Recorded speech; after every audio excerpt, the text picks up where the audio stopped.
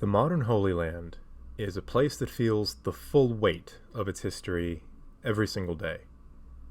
Jerusalem, the city of the biblical King David, is sacred to all three Abrahamic faiths. Accordingly, it's not a place that has ever enjoyed long-term peace and stability. It was much the same way when the Romans conquered it.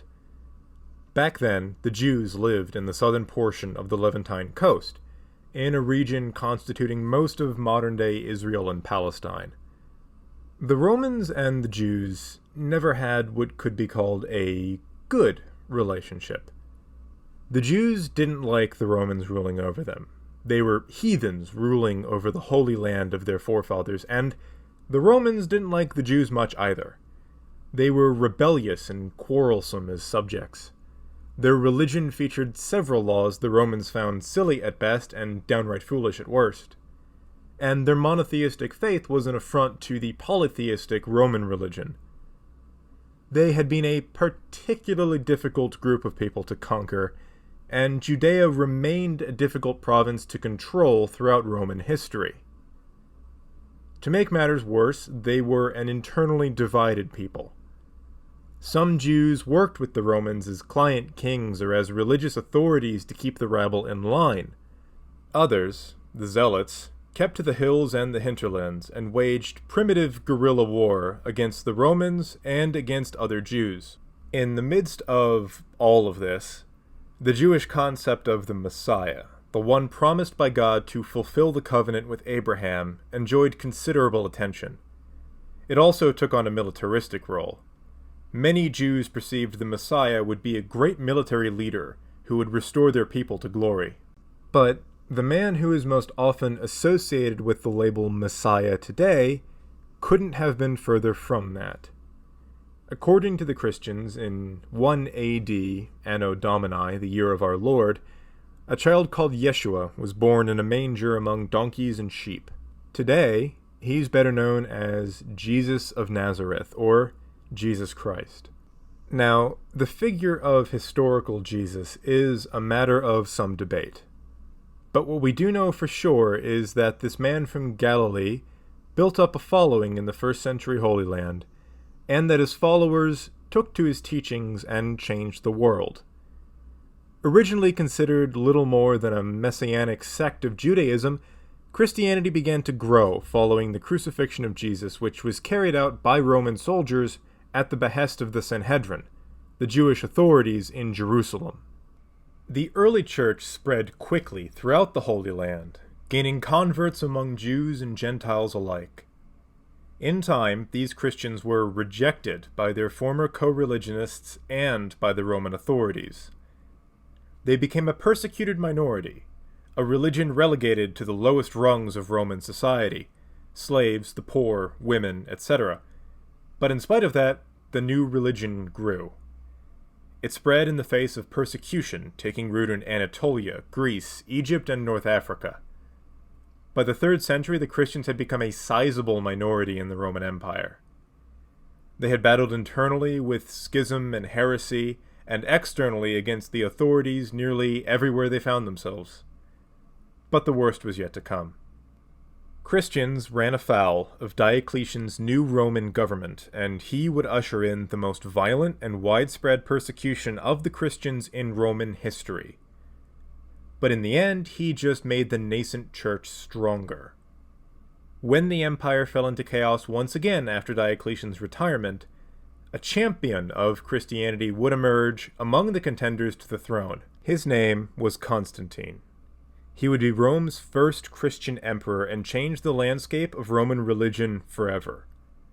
This is the story of how a simple carpenter from Galilee changed the course of human history, of how an empire persecuted and then began to embrace a new religion, and of how Rome completed its transformation into a new empire. We human beings are a funny bunch, mixed up bundles of contradictions in spirit, as much angels as we are devils. And history is our story.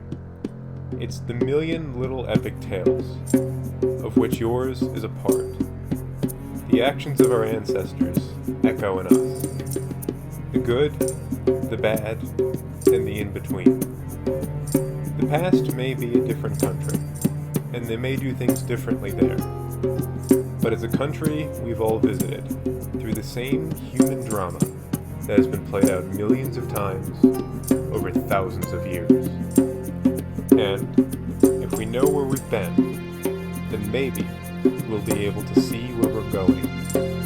This is Renegade Historian, and these are our stories. The history of Christianity begins with Jesus. Few historians dispute his existence, although there is much debate, both secular and religious, about the details of his life. For the purposes of this podcast, he was an Aramaic-speaking Jewish native of the Levant. According to tradition, he was a carpenter by trade, who left his home in Galilee to start a ministry at age 30. After 3 years of preaching across the Holy Land, he ran afoul of the Sanhedrin in Jerusalem, the Jewish authorities.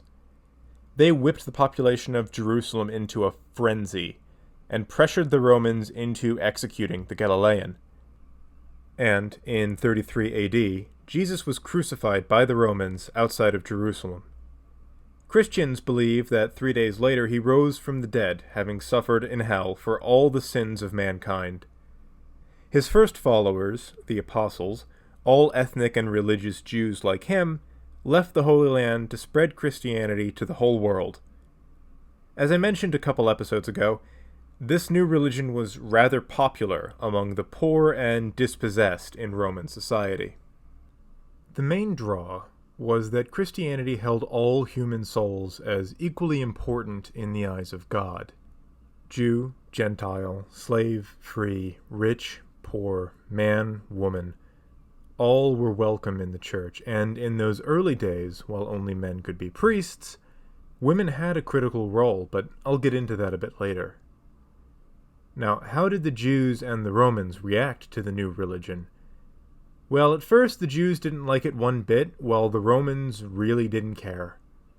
The Jews considered the Christians messianic heretics, an affront to their ancient traditions. The fighting between the two was viewed by the Romans at first as some silly Jewish nonsense. In those early days, it was the Jews who violently repressed the Christians, many of whom fled to the protection of Roman authorities, who had little interest in fighting a religious conflict between Jews, but did have an interest in maintaining order. They usually punished those responsible and went back to not caring. It did get pretty damn bad in Jerusalem, though. Around 51 AD, the Jews were expelled from the city by the Emperor Claudius for their disorderly conduct.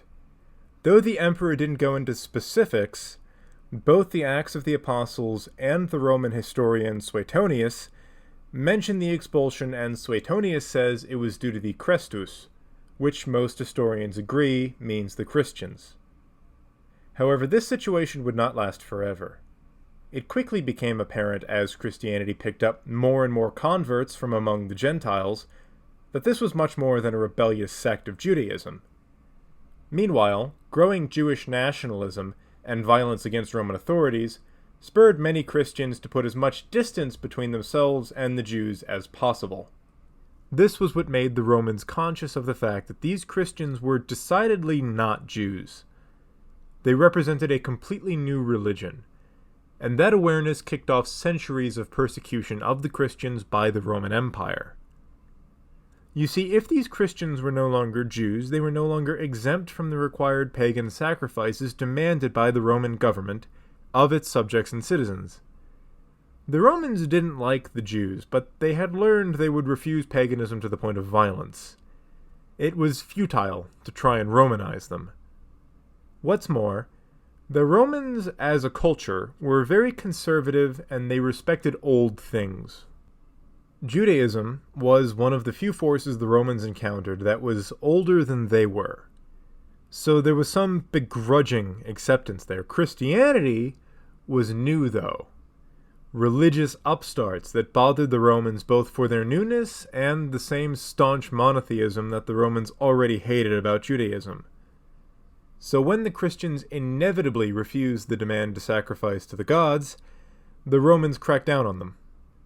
The first emperor to lead a serious, organized persecution of the Christians was Nero, a man who some early Christians thought was the Antichrist, a central figure in the Christian idea of Armageddon, the end of the world mentioned in the final book of the New Testament, Revelations.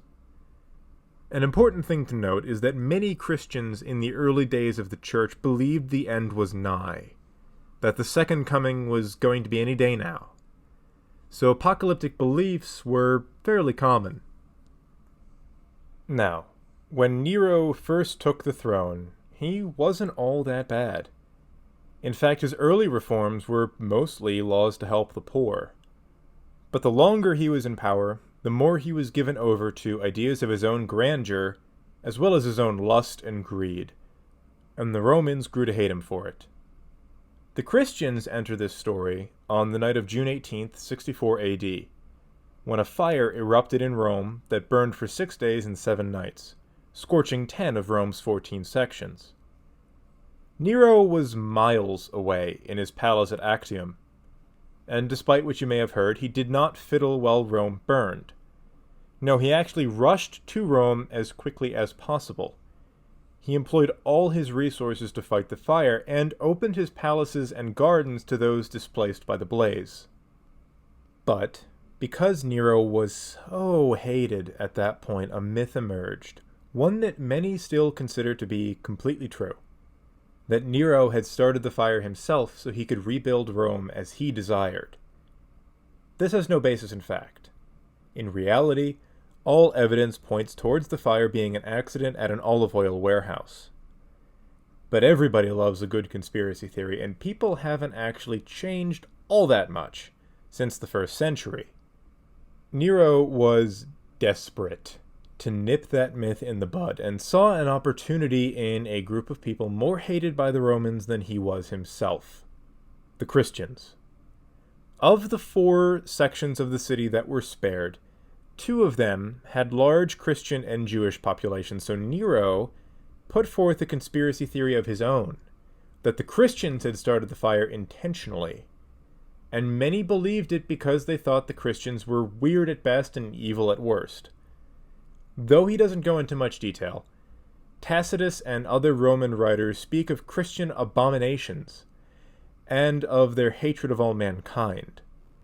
Later pagan writers definitely went into detail, but most of their ideas came from a poor understanding of Christian beliefs. For instance, the communion, during which members of the early church would consume bread and wine, which are either the literal body and blood of Christ or merely symbolize them, depending on who you ask. The Romans didn't know what the sacrament actually was, so they came to believe the Christians were practicing cannibalism. The Romans also believed the Christians participated in orgies, and took the fact that many early Christians called their co-religionists brother or sister to mean that said orgies were incestuous. What's more, because many of the activities of Roman life, like the games in the Colosseum and the theater, had pagan religion baked into them, Christians didn't participate, which led many Romans, like Tacitus, to believe that they hated all mankind. There were more theories like this, but I think you get the picture. The pagan elite of Rome and many of the common people perceived the Christians to be a shadowy cult of incestuous cannibals. Nero played on that hatred of Christians to justify the first organized persecution. Christians were rounded up and executed in extravagant ways. Some were fed to animals in the Colosseum, others were crucified in a mockery of the central figure of their religion. Burning at the stake was also quite popular. But despite the brutality of the persecution, Nero could not shake the perception that he'd torched Rome himself, and he inadvertently helped the Christians. As one later apologist called Tertullian would put it, the blood of the martyrs is the seed of the church. The martyrs usually just garnered sympathy from non-Christians as well as a few converts each time one was put to the death for their faith. The 1st century persecutions died down a bit after Nero, but resurged under Domitian. However, despite their best efforts, Christianity survived and thrived even as it was being persecuted. Domitian's reign didn't last long. He was remarkably unpopular and was murdered for his trouble. After his death, the Christians had a few decades of reprieve, but the 2nd century would see the persecution continue. It would actually be Emperor Trajan who laid out Rome's basic policy for dealing with Christians throughout the 2nd and 3rd centuries. While the new cult was troublesome, they were relatively harmless. Unlike the Jewish zealots of the 1st century, Christians didn't attack and murder Roman officials. So, Christians were not to be sought out, but if someone was accused of being a Christian, they would be investigated, and if they were proven to be Christians, they would be punished, oftentimes with martyrdom if they refused to abandon their beliefs. The Roman government didn't have the resources to investigate every potential Christian in the empire, so they waited for pagan Romans to out the ones around them. 2 such cases from the 2nd century were Ignatius of Antioch and Polycarp. Ignatius was an elderly bishop condemned to death in 107 by the Roman authorities. During his captivity, he wrote 7 letters that have become invaluable in understanding just what the persecution of Christians was like and how the martyrs dealt with it. Ignatius didn't want to escape his fate, however. When he heard his followers were praying for his release, he admonished them. He requested they pray instead that they have the strength to face the trials to come. He wanted to follow in Christ's footsteps, quite literally. We don't know who initially accused Ignatius of Christianity. We don't know how he was killed. We just know that he was most certainly martyred for his faith soon after he arrived in Rome. We know far more about what happened to his friend Polycarp about a half-century later, though. Polycarp was one of the most famous martyrs of this period. A young student of Ignatius, he became a bishop too, and was accused of Christianity at 86. Initially, he took the advice of his followers and hid. But when he was discovered moving from one hiding spot to another, he decided that this was God's will, and he awaited his arrest calmly. In the ensuing trial, the proconsul tried again and again to get Polycarp to recant his beliefs and cursed Christ. But again and again he refused, and the Romans burned him at the stake. A fate Polycarp had dismissed during his trial, saying that any fire the Romans could light would last only a moment, but that the eternal fire would never go out. Polycarp's martyrdom strengthened the resolve of the Christians. They believed those chosen for martyrdom by God would be strengthened by him and meet their deaths peacefully to find their home in the loving arms of Christ. It was a powerful idea, and one that drew many converts, especially when they saw firsthand just how sincere the faith of these Christians was. The 2nd century was a golden age for Rome, but the same could not be said for the Christians, who continued to be martyred, even under otherwise enlightened emperors like Marcus Aurelius. Under him, a consecrated widow, that is, a widowed woman who has devoted her life to the church, called Felicitas, was put to death along with her 7 sons. The Romans tried to convince her to abandon her God, to which she replied, "While I live I shall defeat you. In my death I shall defeat you all the more." The case went all the way to Marcus Aurelius, who decided the woman and her sons would all be put to death in different parts of the city in order, likely, to please the gods. Another victim of the persecutions of Marcus Aurelius was Justin, a Christian scholar and one of the foremost philosophers among the faithful. He had a school in Rome where he taught the true philosophy, i.e., Christianity. After he positively trounced a pagan rival in a public debate, he was suddenly accused of Christianity and died a martyr. Turns out academia was even more cutthroat back then. The churches of Vienne and Lyon in Gaul both saw large-scale persecution and mass execution of Christians. The young church was in a rough spot, but for every martyr the Romans made, 10 converts joined the faith. The martyrs strengthened the resolve of those already following the man from Galilee and added to their number. As the church grew and fleshed out its doctrine, social life within it changed and developed. The Romans looked down on Christians largely because their religion had a very different view of the world than traditional Roman religion.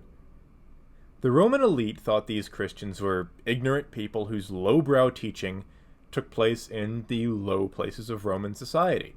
Commoners' homes, shops and businesses, the brick foundations underneath the shining marble of the magnificent Hellenic-style schools or the forums.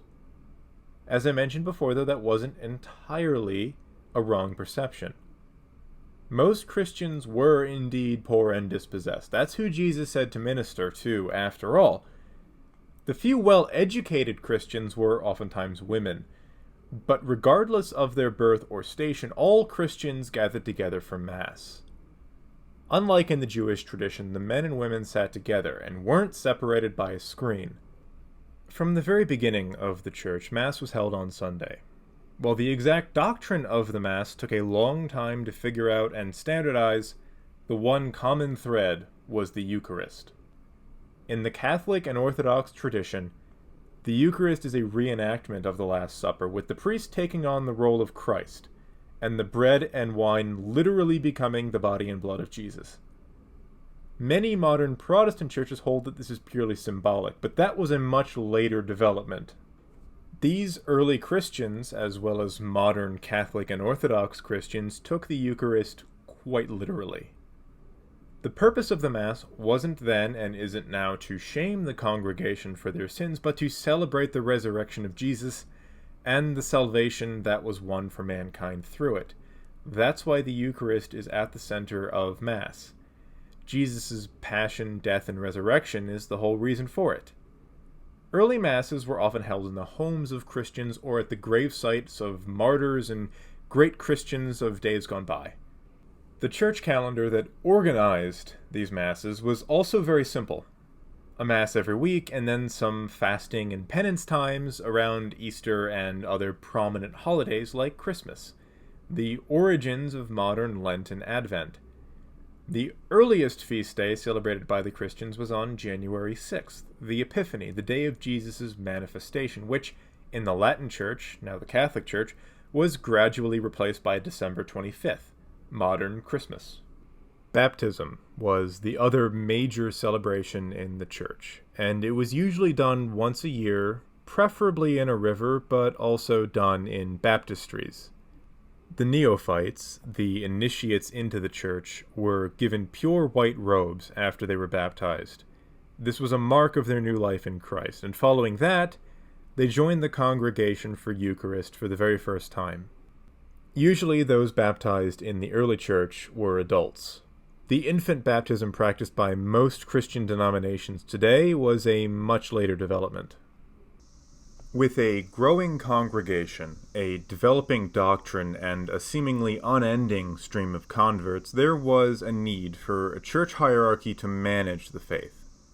And it's here that things get interesting, because the conflict over which temporal leaders held the keys of St. Peter has been the cause of a lot of division and conflict among the Christians over the years. Though most people today might associate Christianity with figures like the Pope, the Orthodox Patriarchs, or the Archbishop of Canterbury, in the early days of Christianity there really was no central figure to speak of. The Pope was around, of course, but his authority was neither universal nor unquestioned. Some historians believe the early church was led by a group of bishops. In fact, the primacy of the Pontiff of Rome likely arose as the church drifted further from its Jewish roots and became increasingly Gentile.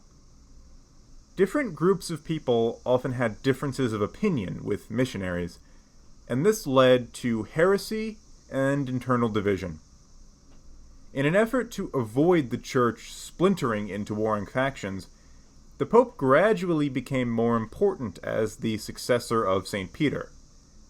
That said, Other sees would also grow in importance as Christianity did, which led to the creation of a pentarchy. It was comprised of 5 bishops in Rome, Constantinople, Antioch, Jerusalem, and Alexandria, the 5 most important cities in early Christian history.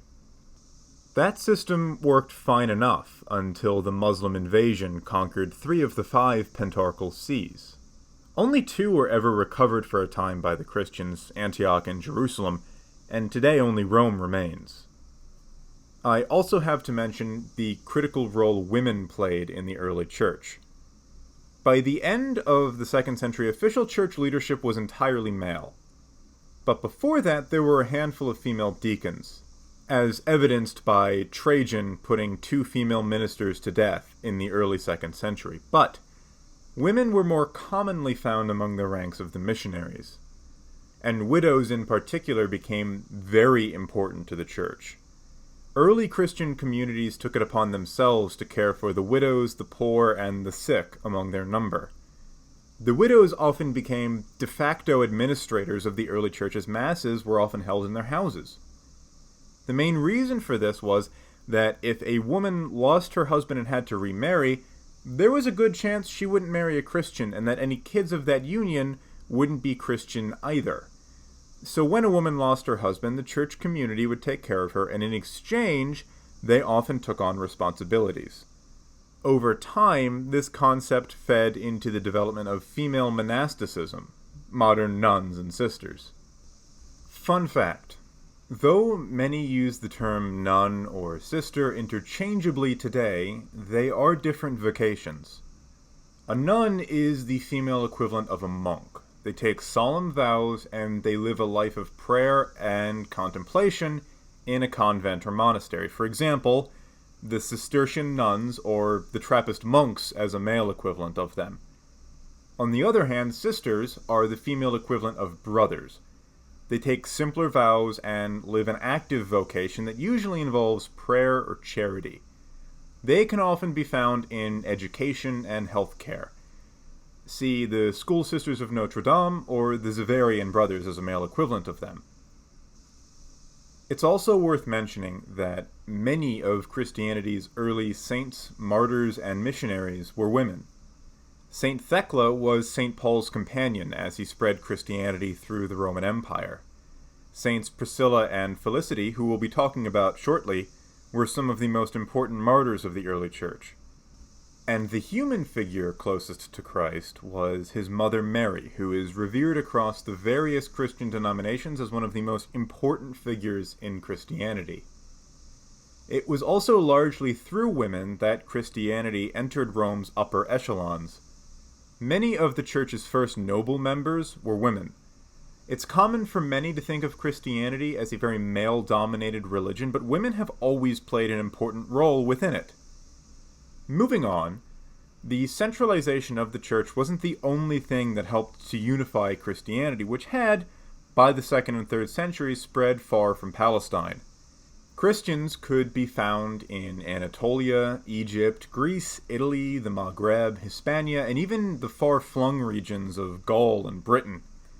Leaders and teachers emerged among them called apologists.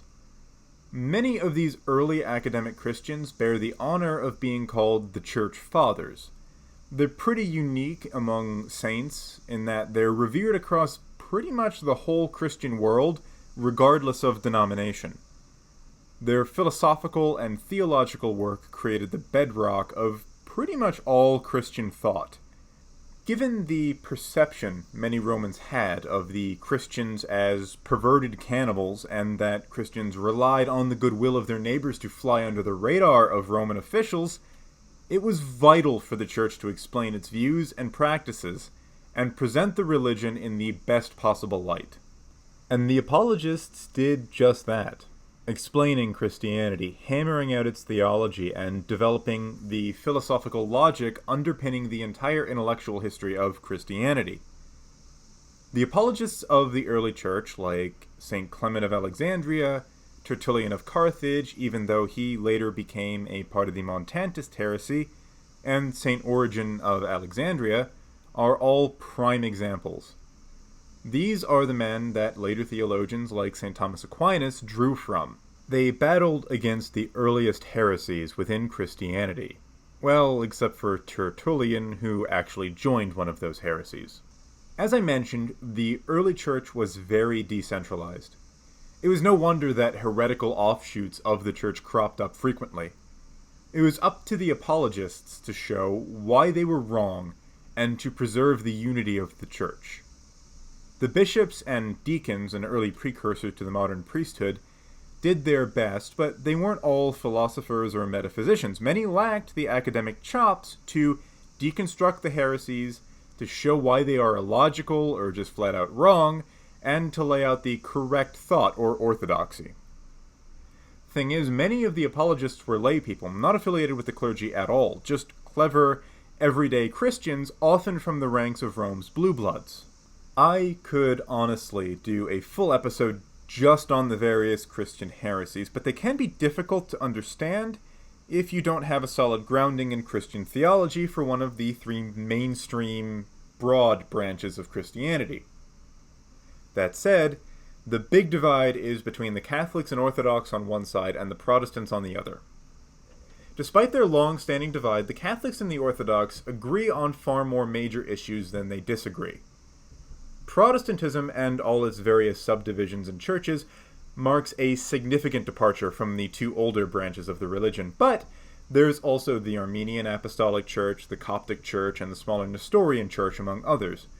All Christian, but all wholly different churches from the Catholic/Orthodox and the Protestants. But that's an issue for a different time, and I'm going off on a tangent.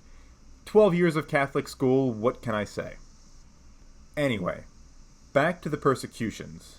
The apologists worked to secure Christians the goodwill of their neighbors, and met with a good deal of success. Until the reign of Septimus Severus, who we've discussed previously. He took the throne in 193 and cracked down hard on the Christians. He wanted to institute religious unity under a new god, Sol Invictus, the unconquered sun. All gods were allowed to be worshipped, but people had to recognize Sol Invictus as the chief of all gods. Most pagans went along with that idea.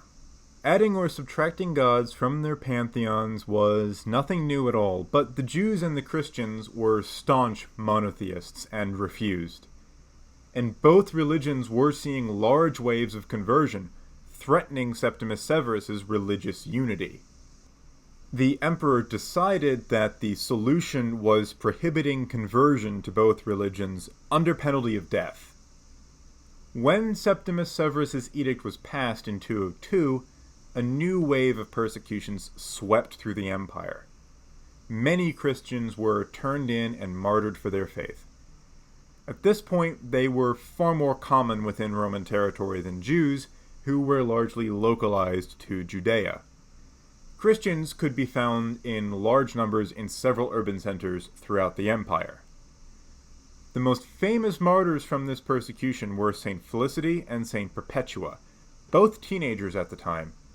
Perpetua was a noblewoman. Felicity and a man called Revocatus were slaves, and there were two other young people with them, both men, Saturninus and Secundulus. Perpetua caused the legal process to be drawn out far longer than usual due to her noble birth. Her father tried to get her to abandon her religion, but time and time again she refused. All five were sentenced to death in the arena by beasts. The pregnant Felicity was allowed to give birth, but once she had, they were sent into the arena. The men first. They were killed by big cats. Then Felicity and Perpetua were sent in to be killed by a mad cow. I'd have preferred the big cats, probably a quicker death, all things considered. As usual, these martyrs had the opposite effect on the Christians than the Romans had intended. They galvanized the church and drew in more converts, but they were actually among the last of the Christians to be killed in the persecution of Septimus Severus. After their deaths, it all died down. Septimus Severus's successor, Caracalla, took the throne in 211, and while there was a short, localized persecution of Christians in North Africa, there was no real concerted effort to root out the monotheists. Elagabalus, Caracalla's successor, was a complete lunatic and a capital H hedonist, but surprisingly he didn't persecute the Christians all that much. In fact, both him and his successor Alexander Severus took a largely syncretic tack with the Christians. Alexander Severus actually used to keep statues of both Christ and Abraham on his personal altar, along with his favorite Roman gods, and his mother, Julia Mamaea, even went to Alexandria to listen to St. Origen lecture. Neither emperor forced the Jews or the Christians to accept this syncretism either. During the 3rd century, persecutions were sporadic at best. The empire had far larger problems to deal with, and as I mentioned in episode 3, the crisis of the 3rd century saw Christianity go mainstream, more or less, jumping from the poor and downtrodden to its middle and upper classes. Still, there was one serious persecution during this crisis under the Emperor Decius.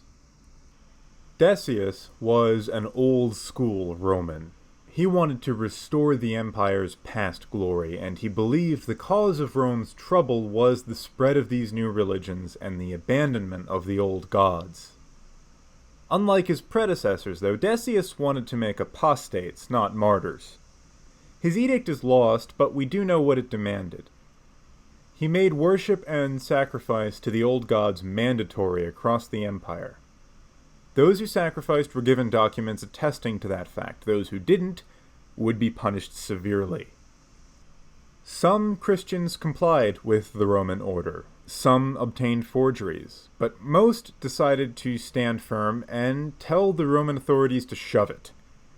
These hardcore Christians became known as confessors, another honorific title like martyr, except most confessors were alive.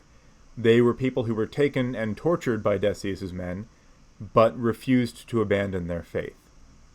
In the face of Decius' torture and threats, some Christians did abandon the faith. But the ones who abandoned it and later came back became known as the lapsed, and there was a lot of debate as to whether or not they should be allowed back into the church. Ultimately, a gathering of bishops, referred to as a synod, and a short-lived division within the church called a schism, they were allowed back in. After Decius, and for the remainder of the 3rd century, things largely went all right for the Christians. The Romans weren't paying too much attention, and the church continued to grow. But all that changed again when Diocletian came to power and ushered in the worst persecution the church had ever faced to that point. That said, nobody would have guessed that early on in Diocletian's reign.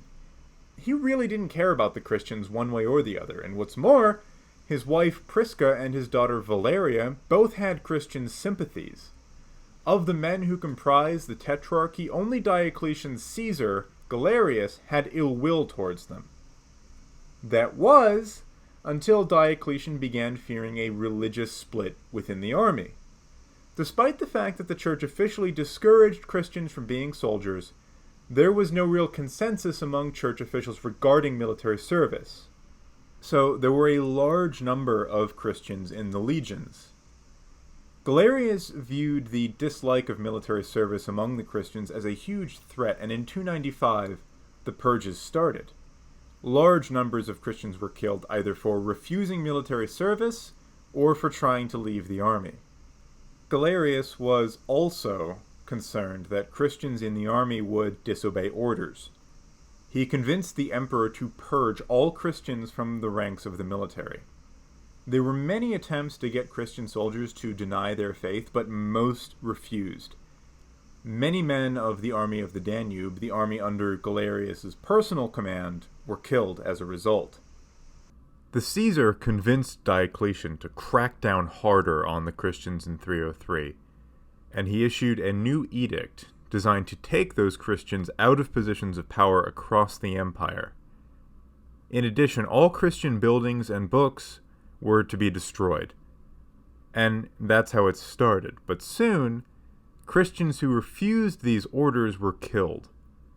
Then, 2 fires broke out in the imperial palace, possibly started by Galerius himself, which Galerius blamed on the Christians, and immediately the emperor decreed that all Christians in the court had to sacrifice to the gods or be put to death. Some complied, but many were martyred for their refusal. Zealous officials took after the emperor's example, and Christians across the empire were hunted down and put to death. The only place where Christians got a reprieve was in the territory controlled by the Western Caesar, Constantius, but we'll get to him and his son shortly. Diocletian soon became convinced that the Christians were out to get him. More efforts were made to get them to abandon their faith, and many did. But the ones who didn't were subjected to torture and execution. Some hid, and those who could fled to Persia, which actually made things worse, as it seemed to confirm that the Christians were disloyal to Rome. Things changed again when Diocletian abdicated in 304, and the Tetrarchy quickly fell apart. Christians got a reprieve in the western half of the empire, but were subjected to an even worse crackdown under Galerius and his Caesar Maximinus in the east. The situation soon fell into civil war that would rage for nearly 20 years, and at the end of it, Rome would be set on a trajectory towards becoming a Christian empire. And it all has to do with one man who history remembers as Constantine the Great. Constantine is one of those larger-than-life figures from history.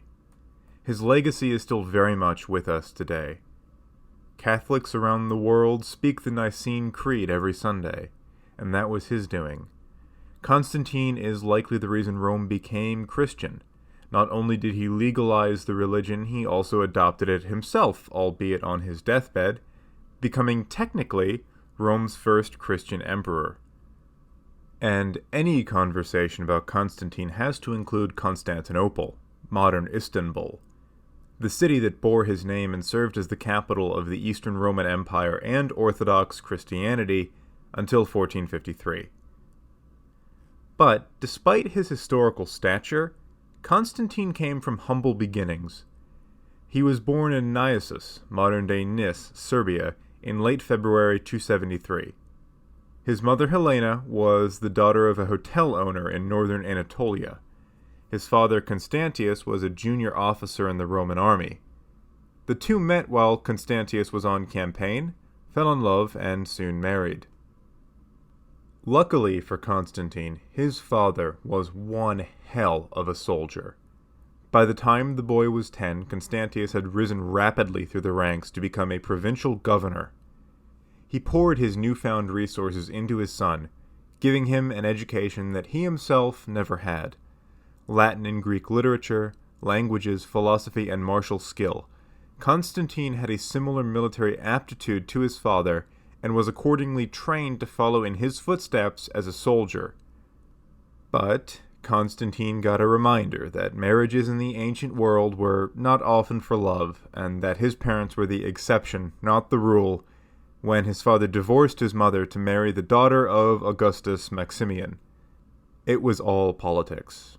I like to think that Constantius remained in love with Helena, but that's just the romantic in me. Regardless, Constantine and his father remained close, and Constantius must have seen the potential in the boy, because Constantine was groomed to succeed him. Meanwhile, Helena remained in the picture and was one of the most important people in Constantine's life. Like Alexander the Great, Richard the Lionheart, Octavian, and dozens of others, Constantine was a mama's boy. I said it in my Crusade series, and I'll say it again, mama's boys make history. By the time Constantius had been appointed Caesar in 293, Constantine had grown into a fine young man. At the age of 20, he was sent east to serve in the armies that invaded Persia and put down an Egyptian revolt. After that, he joined Diocletian's court and married a woman called Minervina, who may have been Diocletian's niece. The couple had one son called Crispus. Constantine was in Nicomedia with Diocletian and his mother, who had moved east to be with her son in 303 when the great persecutions started. He, like his father, was opposed to this barbarity towards the Christians, but had to keep quiet to keep his career on track. He would learn many valuable lessons in Diocletian's court, but the main one was that anything was possible if a man had the ambition and the ability. Diocletian had come from nothing and become the emperor. Constantine had more advantages than him from birth and was becoming even more skilled a general and politician than the emperor. In time, Constantine's legacy would far eclipse Diocletian's. In 305, Galerius threw a wrench in Constantine's plans, but he would overcome that, and the ensuing period of chaos and civil war would change the course of Roman history once again. But that's a story for next time. Until then, I'm Renegade Historian. Don't forget to like, comment, and subscribe if you enjoyed this content, and have a wonderful day, everyone.